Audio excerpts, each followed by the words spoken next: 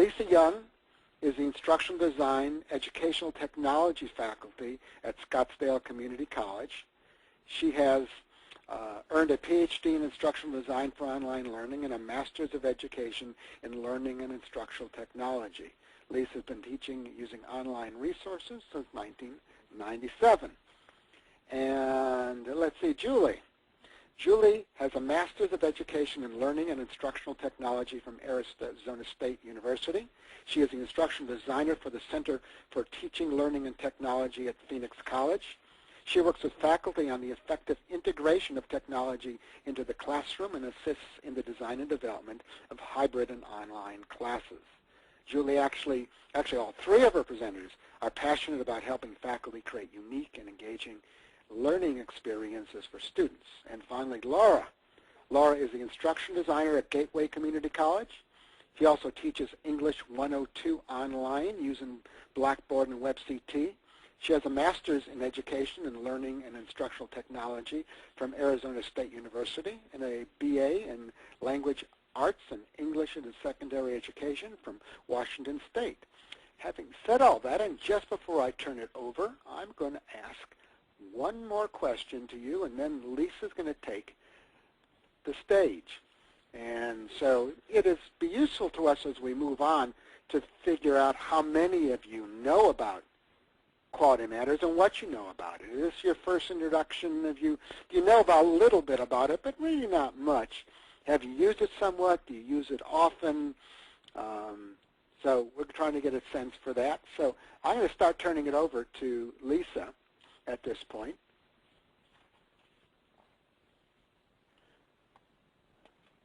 And Lisa, you should see on your screen a little button that says Show My Screen. Absolutely. You ready for me to click it? Go ahead, click it, and in a moment I'm going to close the poll and then show everybody the poll. And you can see that, well, it's reasonably evenly distributed. The smallest number are the ones who really are very familiar with Quality Matters, and there's folks who are just getting introduction to it, and then a little more than half, about 60-some%, know somewhat about it. So it's a good distribution of folks. So we've got some beginners and some experienced folks, and everybody in between. So Lisa, take the screen over, and you can get going. Fantastic. Are you able to see my screen? We can. Fantastic. And the right one? Yes. Training educators create courses that meet Quality Matters standards. Excellent. Fantastic. Hi, everybody. We created a hybrid course that merged instructional design with Quality Matters, so our participants, which consisted of faculty and adjunct faculty, would develop their syllabus, navigation, supporting materials, and one module of an online or hybrid course. The impetus for this project was based on a discussion among two instructional designers within the Maricopa Community College District about the Quality Matters rubric. So let me tell you a little bit about the Quality Matters rubric. According to the QM Quality Matters website, the Quality Matters rubric is a faculty-centered peer review process designed to certify the quality of online courses and online components. It offers a set of review criteria, including a list of desired features for online course design based on research and national standards. And these standards are fantastic in helping an instructional designer or a faculty member both design their course, because it's really set in research and national standards for instructional design, as well as to be reviewed as subscribers are able to have their courses reviewed and get that certification or review or evaluation. It's a great way to market your courses, and it shows that you have met that criteria. Many of the features in the QM rubric, they stem from a researcher and teacher perspective.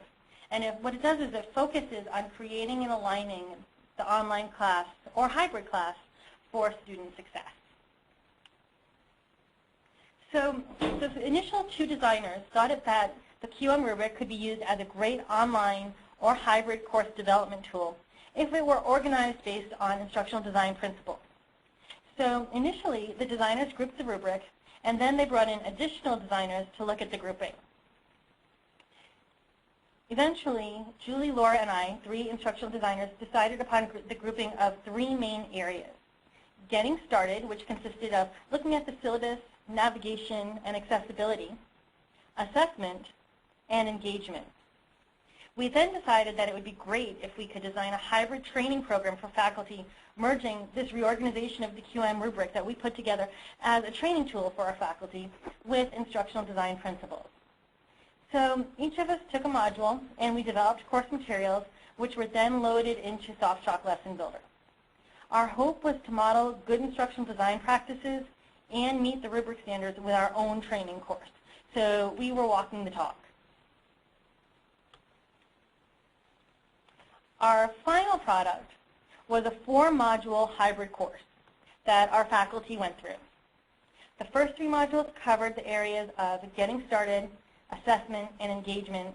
And what happened was the faculty participants built each section of 1 module or lesson of their own course during this workshop. The workshop culminated with a module in which participants used the rubric to evaluate each other's module. And we chose a hybrid model for the delivery of our workshop to our faculty because we really wanted to be sure that each participant had experience learning in this kind of environment. A lot of our faculty may teach online, but they may never have taken an online course or a hybrid course. So we used that hybrid model so that we could really give them an experience of what it's like to be a learner who has online resources, that part of their course is delivered online. So we offered this workshop 3 times in the last 6 months. The first 2 times we offered it, we didn't begin with a face-to-face session. Instead, we started with an online session, and we had very low completion rates. So this last time that we offered it, we restructured it to include 3 face-to-face sessions and an online peer review session. In between the face-to-face sessions, the participants had specific learning objectives to accomplish with content as well as assessment to work on. In this past iteration of the workshop, we had more than 50% of our participants complete the workshop in this format. So now that I've kind of told you a little bit about what we did, I'd really like to have a chance to show you.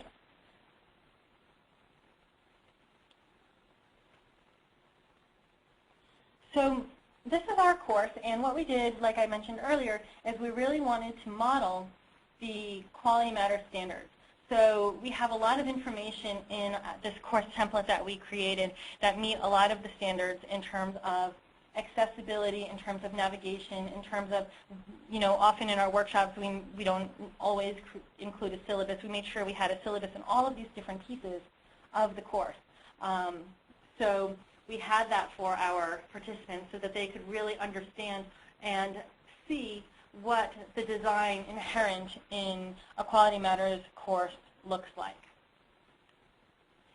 So we used SoftChalk Lesson Builder for the delivery of our content for a number of reasons. One reason is, of course, that we wanted to introduce them to SoftChalk Lesson Builder, but really the main reason we used it is because we really feel that this product allows really good instructional design just inherently.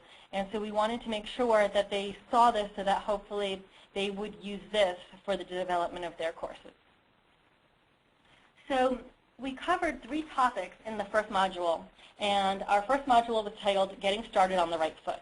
So we wanted to make sure that we laid the foundation of what students need in order to be successful in the class per the Quality Matters rubric. And we had, as I mentioned earlier, we had an in-class session. And in our in-class session, we made sure everyone could get logged into the Blackboard environment, provided them with an overview of the Quality Matters rubric, and then had them explore these 3 SoftChalk Lesson Builder topics or sub-lessons. The first topic within Getting Started on the Right Foot was guiding the student. And in this topic, we introduced the participants to the rubric and provided in-depth information and instruction on the importance of the student experience in the course, why navigation is a critical component of the online course environment, and how student expectations can shape their learning experience. So I wanted to show you a little bit of what we did with this.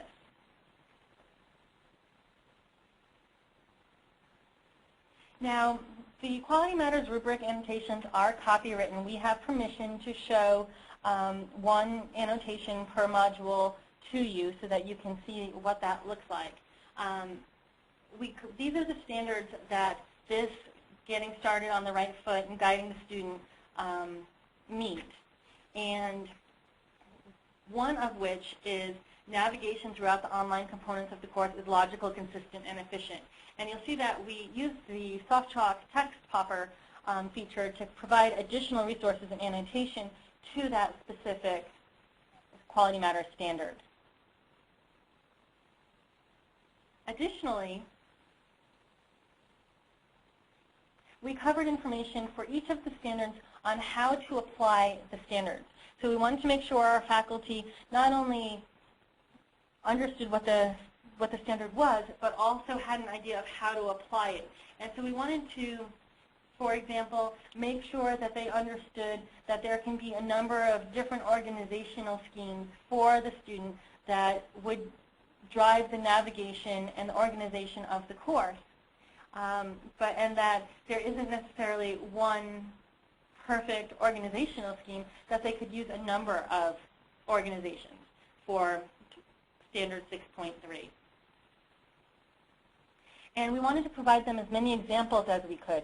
So we provided them, our community college district has 10 colleges within it, and we provided them examples of 3 different organization schemes that the different colleges use.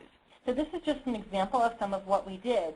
We just wanted to make sure that we provided them the information that they needed to be able to apply the rubric to the design so that eventually after their course was developed and taught, it could then be submitted to Quality Matters for evaluation. Our second module was the syllabus and kicking things off. This area talked about the importance of the syllabus and what should be included in a comprehensive syllabus. And when we regrouped the standards, there were a number of standards that met or that featured this subject. One of which was topic 3.2, the course grading policy is stated clearly. And again, we have the annotation of providing more information from the Quality Matters rubric. Again, please note that this information right here, this annotation, is copywritten, and we do have permission from Quality Matters. And so we looked at the grading policy in the syllabus, a number of different areas that we wanted to make sure they included in their syllabus or within the course.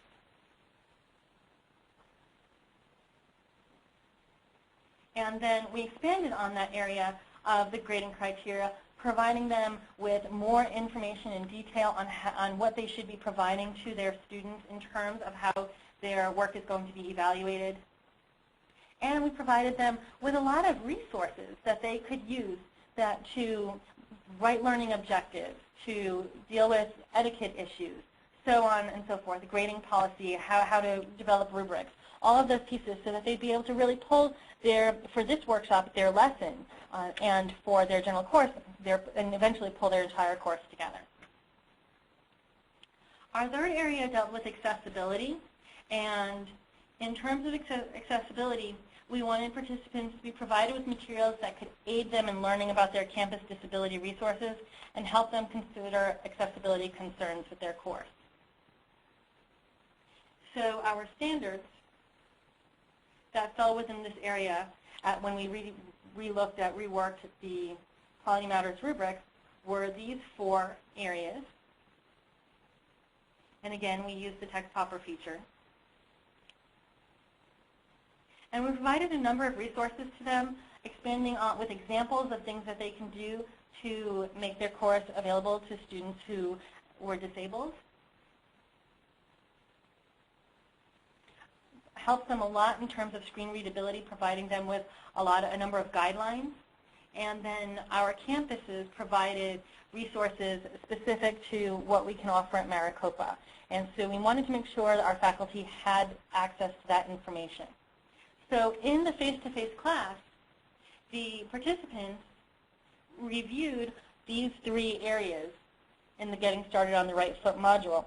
And after that, that was a self-exploration, we had an assessment activity in which the participants broke into groups, and we did a think, pair, share activity where they were able to share information on what they thought was the information that they may have never considered before and what would be most useful for the student experience.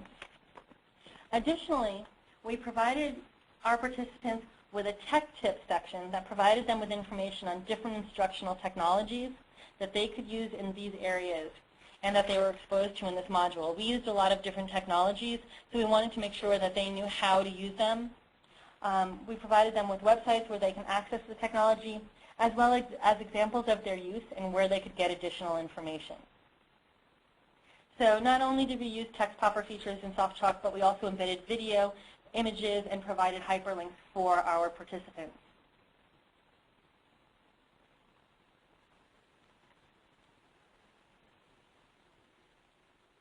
And then they had homework. And in regard to their homework, because this is a hybrid class, they needed to continue to review those materials that they explored.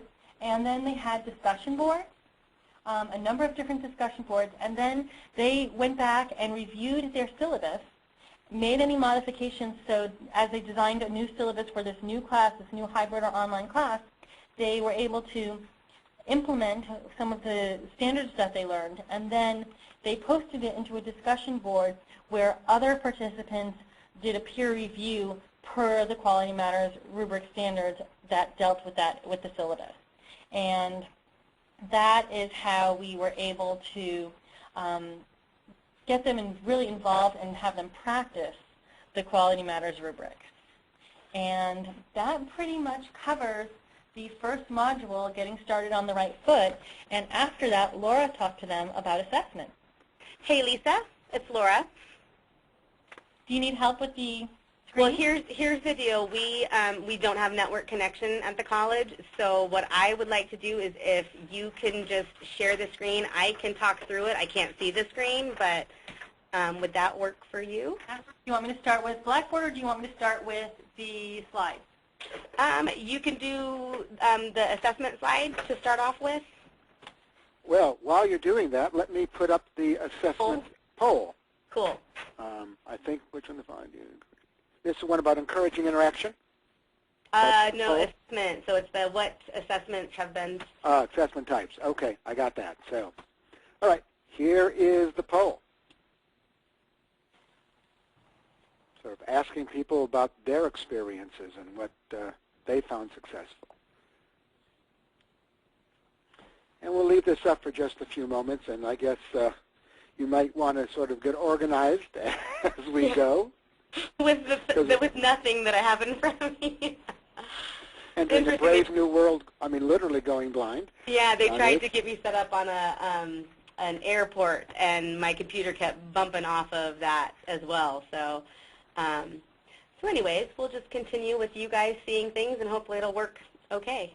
Okay, we've got about 3/4 of people responding. We'll give them another few seconds, and then we will turn it back because we've got a lot more to cover. So, would you like me to kind of get started on some things, and then we can? Well, they can't see your screen while the poll is up. So we got over 80% now. So let me close it and show people what we've done. Okay. And I will tell you, Laura, right? Yes, thank you, Laura. 32% multiple choice exams, 7% were papers, 25% various classroom assessment tools, 19% discussion boards, and 17% others. So a variety. All the papers seem to be the least popular. So you said 70% was other? No, 17% other. Okay, so the largest was the multiple choice exams? Right, followed by various classroom assessment techniques. Wow. Interesting. That's interesting to me because I find that because the question was about you've been successful in the online environment delivering certain modalities of assessment, and I find we struggle with the multiple choice exams with technical issues, kind of like the ones that I'm having right now. So I find that some of the other ones are more forgiving, such as papers and things like that. So that's interesting, and I'll connect that with something else as we move forward, as I can do it kind of non-visually. So my section was on assessment, and we purposely designed the QM course to go from kind of getting them started and that intro information jumping to then assessment. We know our course competencies, how will we assess them? And so they would think more logically about what their course activities were going to be based on the assessment. So that's why assessment comes first, and then we talked about student engagement, which is Julie's section that she'll talk about. The goal of this module was for our participants to learn about various assessment methods that they could use, as well as producing 2 different kind of technology-enhanced assessments along with 1 practice opportunity for students to go through. And Lisa, you can go ahead and pull, if you can, Vanna, pull up the course schedule in the course schedule link area. Okay, it's there. And we wanted to keep them on schedule, so we provided them this PDF and Word doc that they could go through.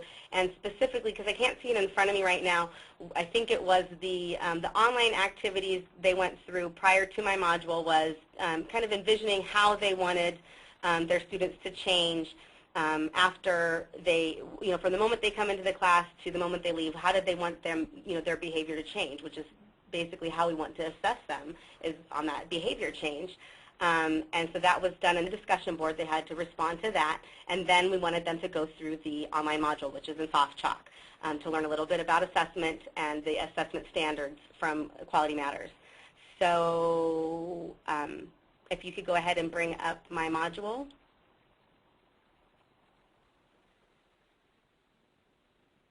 That might take a little while. You're there? It's there already? Yep, we're there. Yay! All right, so again, in my own mind's eye, I have to remember what we have there. On the very first page, I have in my notes that I wanted to point out the poll that I had them take on that page, which was, Lisa, can you kind of remind me, it was about what assessments they've used?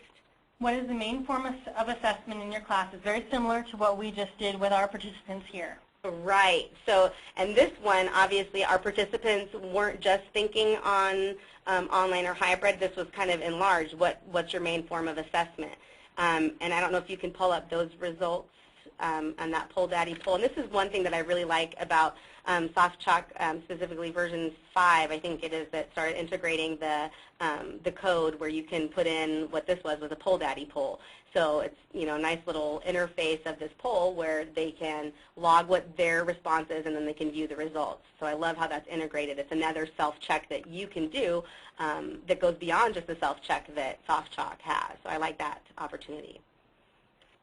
So what was the highest one on that poll? The highest one was other at 31%, and then multiple choice tests and papers tied at 23%. And okay, yeah, and I found that interesting. I'm interested in following up with our participants to talk a little bit more about what that other was, what they've been successful in, or what they've used. Because in the online and hybrid environment, assessment kind of takes on a different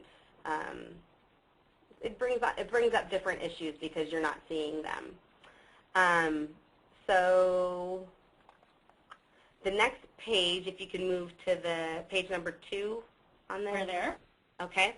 So this page brings up the QM standards that are discussed in this module, and there's only 3 of them. So it's a pretty limited standard that they have to go through. It talks about alignment and variety and things like that. So they go through that, and then I'm trying to remember what's shown on that screen, but I think it gives them some examples, or does it just talk about the rubric? Just the rubric and the annotations. The rubric and the annotations. Okay, and if you can then jump to page 3. This one we go into a little bit more detail than just the QM rubric. We're talking about formative and summative assessment. A lot of faculty don't know a lot about that. They may do it, but they may not deem it as formative and summative, and we found that some of the faculty realized that they were assessing a whole lot, and they didn't even realize it because they thought it was just multiple choice exams or a paper, and it's like they realized, wow, I assess a lot in my classes. So from that piece of the module, it was surprising for a lot of them. If you can go ahead, and then we have some various self-checkpoints used in the module. If you scroll through that, Lisa, you can see that we've integrated self-checkpoint. So we give them some content, we have them check their knowledge. I love that about SoftChalk, where there's that back and forth of a little bit of content and then a self-check. Go ahead and go to page 4, and that's the last page I'm going to show. We're there. So, and then this talks about the rubric language. Is that right on there? Yes. About the rubric language about alignment. So it gives them kind of a visual of what alignment means, as well as another neat thing that I really like about the new version of SoftChalk is we've embedded a YouTube video that shows a tour of a course where they can take a look at it and say, is their assessment and their activities, are they aligned with the course competency that this instructor shows? So I embedded a YouTube video. So I definitely like that option. It makes it more interactive, not just a bunch of text. So the last piece that I want to share, and then we'll turn it over to Julie, is what we had them do in the face-to-face session, because all of this stuff was done on their own as an online activity. So Lisa, if you can go back to the course content area, to my assessment folder, to the face-to-face content. We're there. Yeah, I want to show them the wiki that we had them go through. They're also seeing, when we're waiting for this page to load, they're also seeing the Did You Know 2.0 video. Oh, cool. And that one I wasn't going to spend a whole lot of time on, but we added that in the third go-around of the session. And it was more of an inspirational piece at the beginning of the session where I really wanted them to look at their students and the world that we are teaching them to kind of be productive in, and some of the global literacy skills and the 21st century literacy skills that are important that go beyond our course competencies.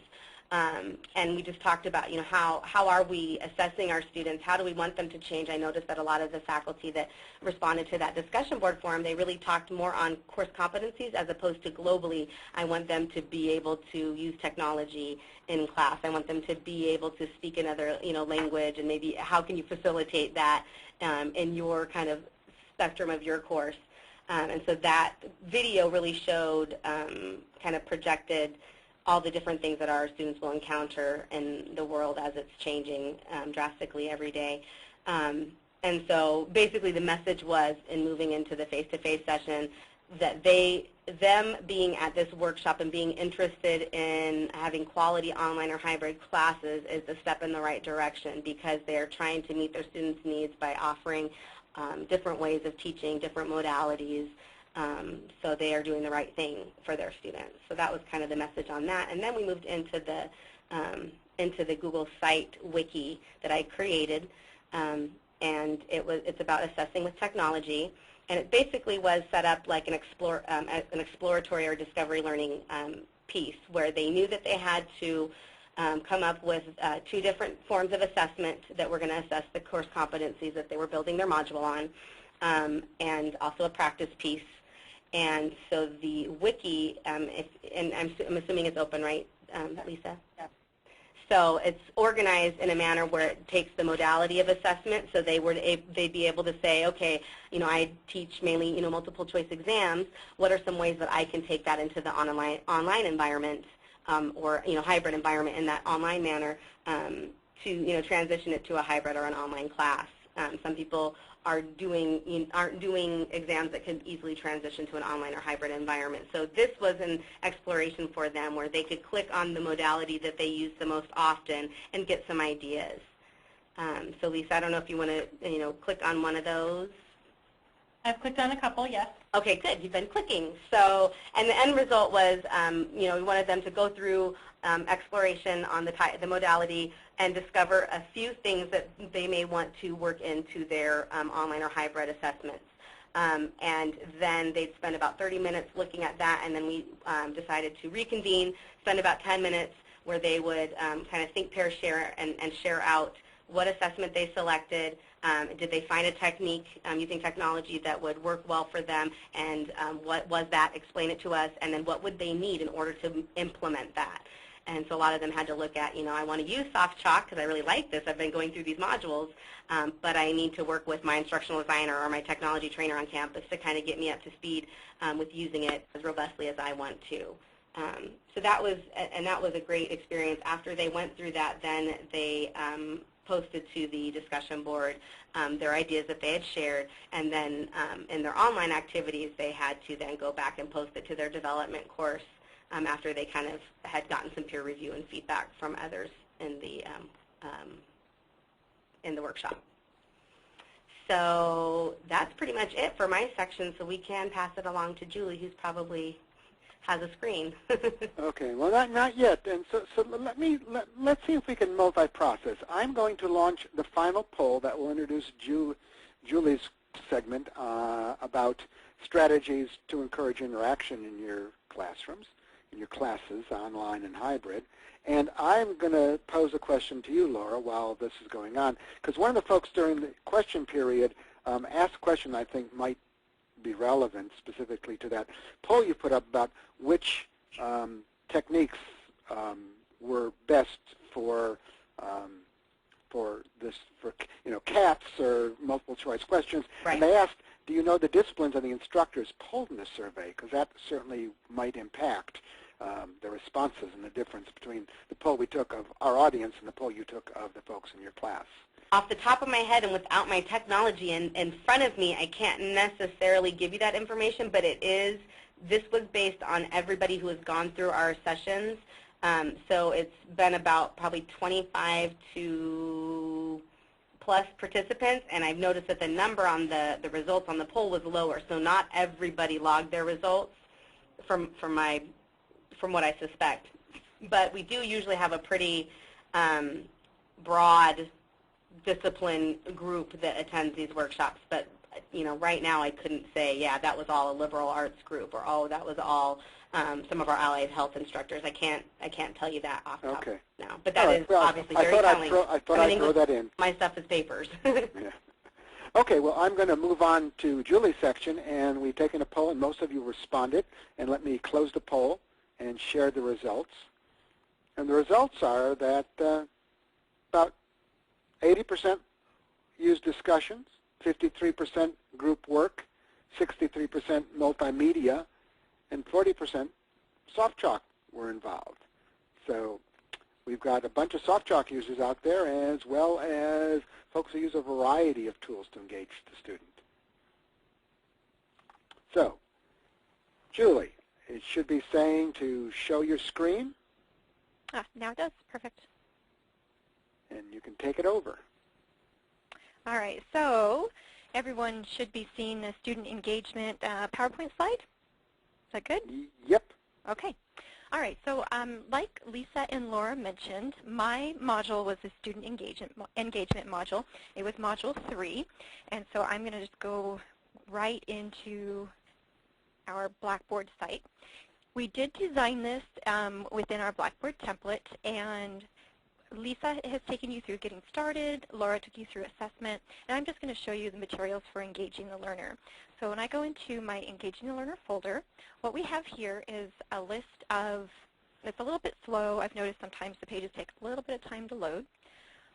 You can read, I'm not going to read them to you, but you can look at the learning objectives for this particular module.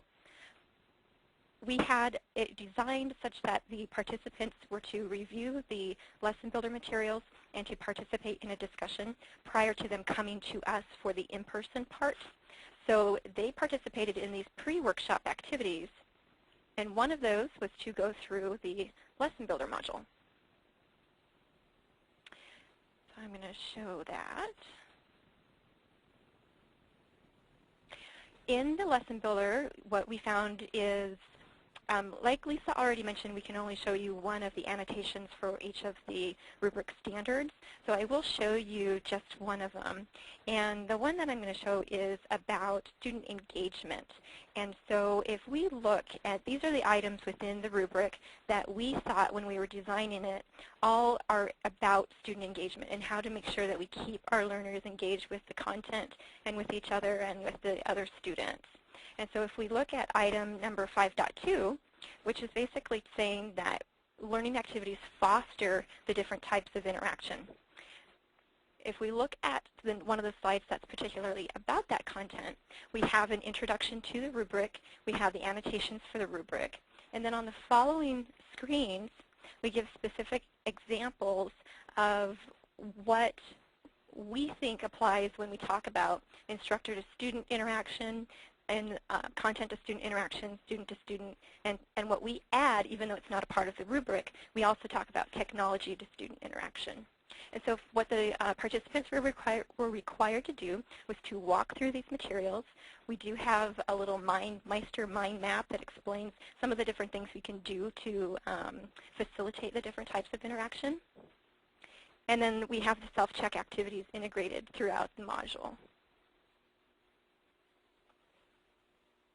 When our folks finished reading the online component and they participated in the discussion board, what we then had them do is we brought them into an in-person session, and then during the in-person session they had small group work, and in that small group work they did a collaborative wiki, and they answered different questions.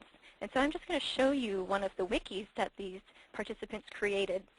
They talked about strategies to encourage interaction that they use in their face-to-face classes.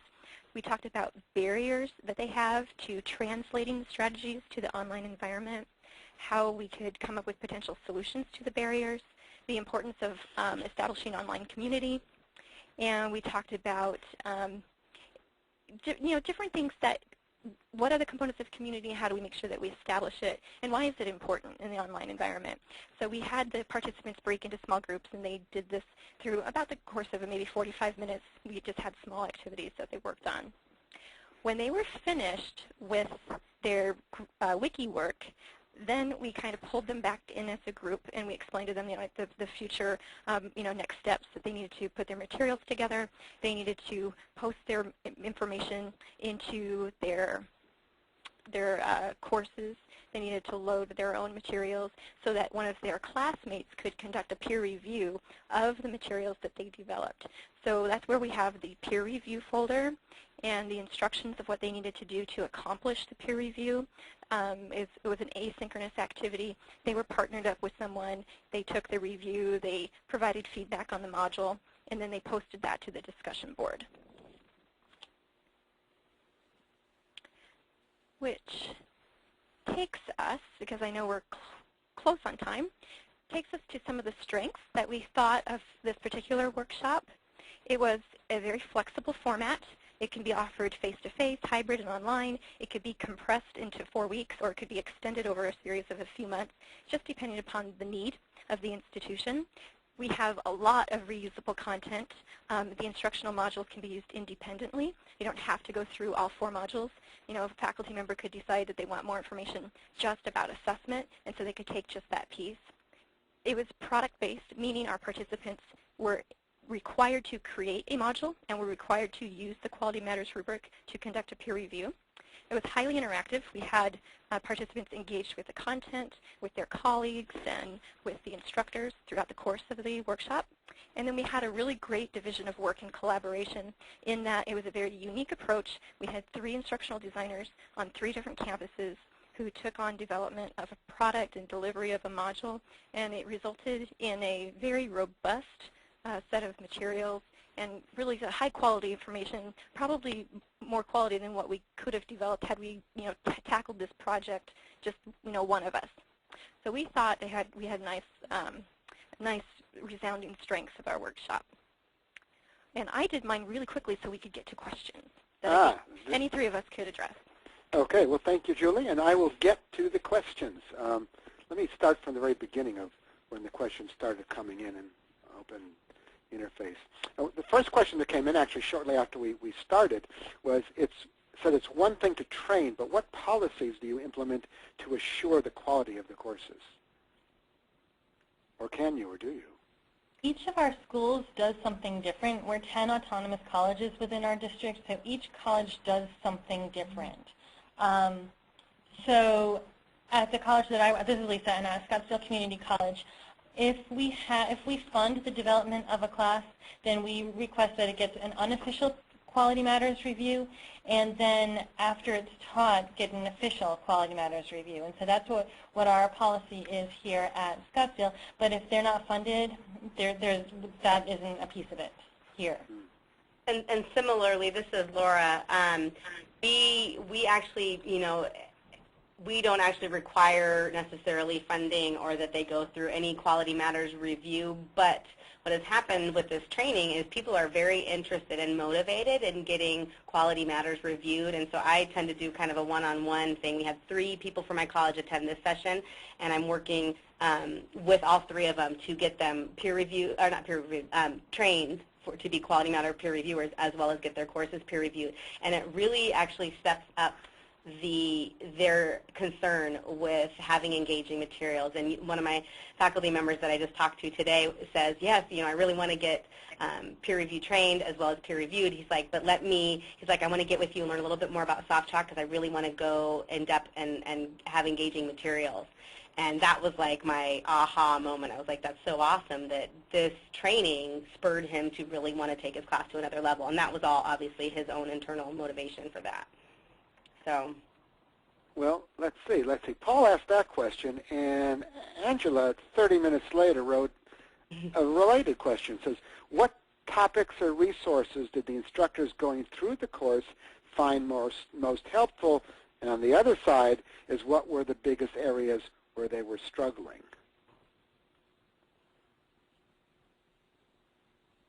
Well, I don't want to step over Lisa or Laura, so I was waiting to see who was going to take the question. You. Me. What I thought they were most interested in was the technology, and all of us, we're instructional designers and we're instructional technologists, but we can pull people in and we can get them the teaching and learning through the technology. The technology will get them in the door. And then we can give them the recommendations and our suggestions on how to appropriately use it and how to do quality design because of their interest in the technology. So I think what they found the most helpful is, they learned all these really cool things that they otherwise wouldn't have seen. And as far as the hardest piece, I think they struggled with why did we do assessment before they did the content delivery? They didn't really understand that piece. Ladies, anything else? Yeah, I was going to tell you to bring that up, but there was the aha moment when you shared why, from an instructional design perspective, why you do the assessment first, because you want the activities to build to that assessment, and if you do it backwards, it may not build. So I think one of the other challenges that we faced was just, we developed a really robust workshop, and it had a lot of work that needed to be done in a very short amount of time. And so I think that some of the faculty who registered for the workshop were surprised by the workload, and that's why we lost, 40-some-odd% of the participants. Yeah, and I don't know, I think, Lisa, I was supposed to mention this, and I don't know if I did, was that we did give our faculty, they could apply for advancement credit. It's called Faculty Professional Growth here within the district. And so they could get 16.5 hours of professional growth credit, assuming that they did all of the assessment items and they did all of the activities. But even then, 16.5 hours of professional growth credit equates to an awful lot of work. And so it was a challenge. Okay, let's see. There's an interesting question that Sunita writes, and she actually did a session on Quality Matters for us about 6-9 months ago. Do you use the Quality Matters content independently of your work? Do you point them to it, or do you use any of their modules, or are you self-contained, really, I guess is the way to question it. I don't think I understand the question. I don't either. Okay. Well, let me actually read the question. Do you require your participants to take the Applying QM Rubric training prior to this workshop? I was generalizing the question. Is that we self-contain it? Yeah, I was going to say, is that something that's offered through QM? We don't require that. Right. Okay. I thought not. And a related question is, where can I get a copy of the Quality Matters Rubric? Give them money. So you can get the general rubric from the Quality Matters website, and that doesn't have the annotations, but that has the general information. And to get the full, it's my understanding that to get the full annotated Quality Matters rubric, you need to become a Quality Matters subscriber.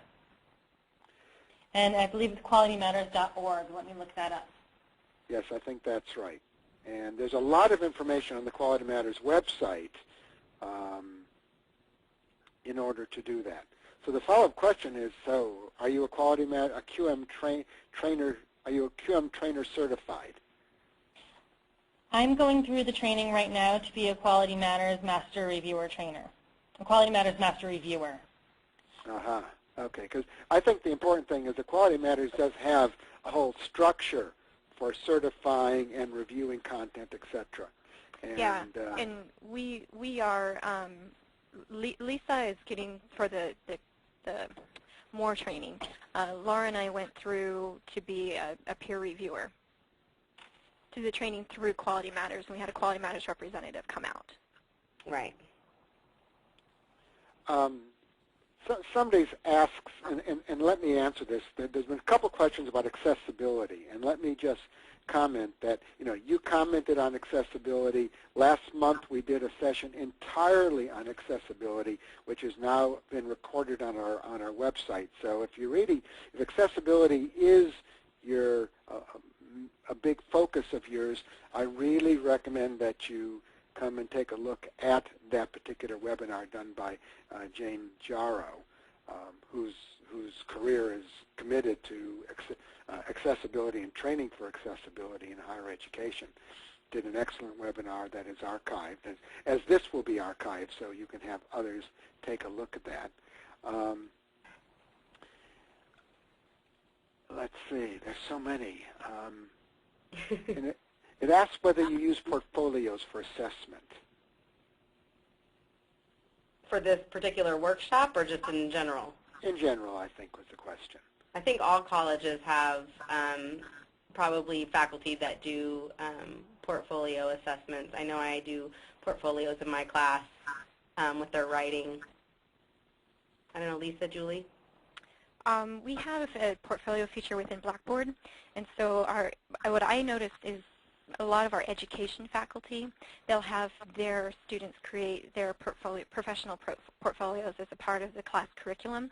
And so we do have a number of faculty using that. And it's easier for us now since we have access to the portfolios within Blackboard. There's two related questions that says that sometimes faculty educators make the worst students. So the question that there was, how do you motivate faculty to commit to do this kind of workshop? And the other related question is, how do you get faculty to participate in the Blackboard course at all? And I think they're really the same question, asked differently. And I think we had two types of motivation. We had both extrinsic and intrinsic motivation. There were some faculty that were in the workshop who really just wanted to be there, who wanted to, spend the time and make the time to improve their course, and they would have done it any way, shape, or form. And then, as Julie mentioned earlier, the opportunity for faculty professional growth. When you get so many hours of faculty professional growth, you're actually able to advance on the pay scale, and so that's also a type of motivation. But all of our faculty that participated in this, and even those who didn't complete, they're all there because they want their students to succeed. And I think that all of the faculty that participated in the workshop, even those that didn't finish, have the ability to go back when they have time to review those materials, and I think that's what makes it really strong in them logging into Blackboard. We've gotten them into Blackboard, we've familiarized them with the materials, and those materials are theirs to use when they have time and the time and ability to apply them. Yep, always a challenge. We are at the hour, so I'm going to wind up here and tell people a little bit more about how to learn more about SoftChalk, because some of the questions, some of the folks here know very little about it, and I just want to give them that information. And then I want to close up with a list of contact information so that they will know how to contact each of us. This is one in a long series of Innovators in Online Learning webinars. All of them have been archived and recorded, and there's new ones coming up. So pay attention, and a lot of them are really interesting. This one was towards the top. For those of you who aren't that familiar with SoftChalk, we do a weekly webinar series that is exclusively about SoftChalk. So if you have SoftChalk questions, come join us there. On our website, we'd have short courses so that if you have specific training and want more than an overview, we offer online presentations and short courses. We can do training by doing them online for your educators, and we can come to your website. We have some great mini tutorials, 1 to 5 minute recorded tutorials on specific topics, just-in-time kind of learning. Great documentation. And we just finished our second year of our lesson challenge. And on April 1st, the winners of the 2010 lesson challenge will be announced. In the meantime, the 2009 winners are on our website. So if you want to see what quality courses really look like, what our winners content looks like, you can go to our website, and those are all available to you for your review. And as I promised, how to get hold of us. Now, when you exit this webinar, you will be given a survey. And one of the survey questions will be, do you want more information about SoftChalk? Do you want more information from our presenters about Quality Matters and the training that they've created? So you have a chance to answer that, but this is your opportunity to write down names and email addresses if you want to contact them personally. But I will leave those online, and I will basically want to thank Lisa and Laura and Julie, and especially tell you, Laura, I am impressed how well you fly blind. Thanks. All of you, it was an excellent presentation. Thank you so much for joining us today, and I want to thank our audience for taking time out of their busy days to join us as well. Thanks, Steve. Thank you. Good night, all. Bye. Bye. Bye.